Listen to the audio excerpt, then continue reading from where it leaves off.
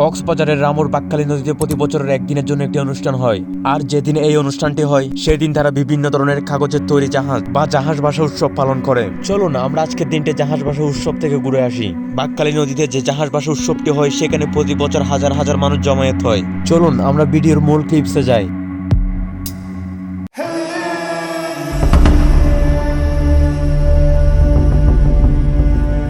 জাহাজ ভাষা হচ্ছে বৌদ্ধ ধর্মাবলম্বীদের একটি সাংস্কৃতিক অনুষ্ঠান। মূলত বৌদ্ধরা 3 মাস বসবাস পালন করার পর শেষ সময়ে এসে এই উৎসবটি পালন করে। কথিত আছে গত 200 বছর ধরে বাকখালী নদীতে এই উৎসবটি হয়ে আসছে।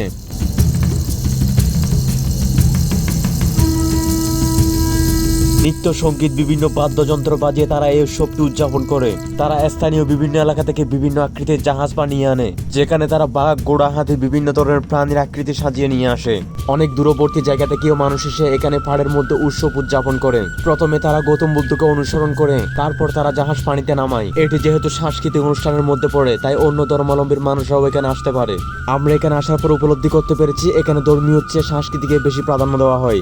এখন হচ্ছে অক্টোবর মাসের মাঝামাঝি সময়, আর ভিডিওটি আপলোড দেওয়া হয়েছে নভেম্বর মাসের শেষ দিকে।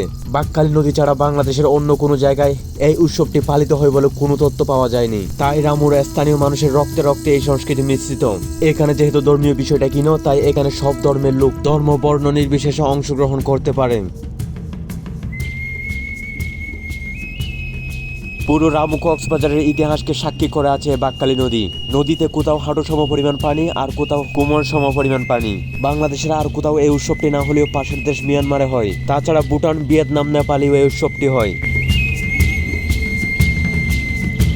পাহাড়ে অনেক ভিড় ছিল, তাই আমাদের হাঁটতে সমস্যা হচ্ছিল। এখন বাজে 5টা, তারা 6টা নাগাদ অর্থাৎ সন্ধ্যার সময় এই অনুষ্ঠানটি শেষ করে দিবে।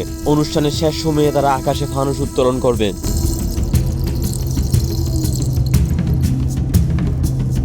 এখন 1 ঘন্টা পর অর্থাৎ সন্ধ্যা হয়ে গিয়েছে, তাই তারা আকাশে ফানুস উত্তোলন করছে। ইতিমধ্যে কয়েকটি ফানুস উত্তোলন করে ফেলেছে আর চারিদিকে অন্ধকারে ছেয়ে গেছে। আজকের মিনি ডকুমেন্টারিটা ছিল এই পর্যন্ত। দেখা হবে পরবর্তীতে।